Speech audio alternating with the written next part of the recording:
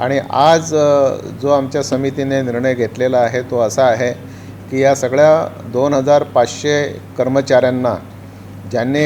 गेल्या वर्षभरात बाबांची जी समाधी शताब्दी होती, या वर्षभरात देशभरात पादुका दर्शनाचे कार्यक्रम मनोभावे केले, मोठ्या भक्तिभावाने केले, डेडिकेशन डिवोशनने केलेली आहेत। समाधी शताब्दीचे जे वर्षभर कार्यक्रम शिर्डीमध्ये झाले त्यातही मोठ्या आनंदाने आणि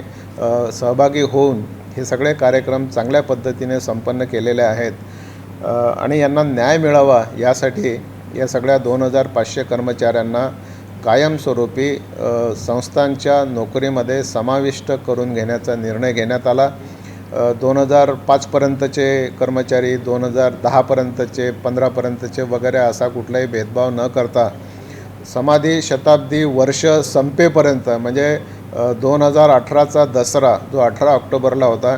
18 ऑक्टोबर 2018 पर्यंत जे संस्थांमध्ये कामावर होते अशा सगळ्या इनसोर्स कर्मचाऱ्यांना कायमस्वरूपी नोकरीत घेण्याचा निर्णय आज घेण्यात आला। 2000 कर्मचाऱ्यांना अनेक सोयी तर आम्ही दिल्यात, पण त्यांची अनेक दिवसांची अनेक वर्षांची मागणी एक होती की 7वा वेतन आयोग त्यांना लागू करावा।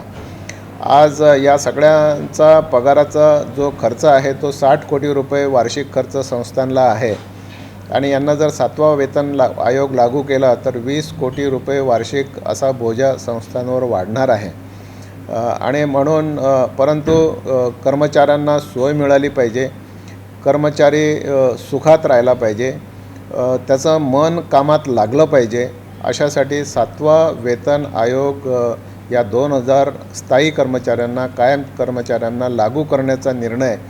आमच्या व्यवस्थापन समितीने आजच्या बैठकीमध्ये घेण्यात आलेला आहे। याचा लाभ 2000 कर्मचाऱ्यांना मिळणार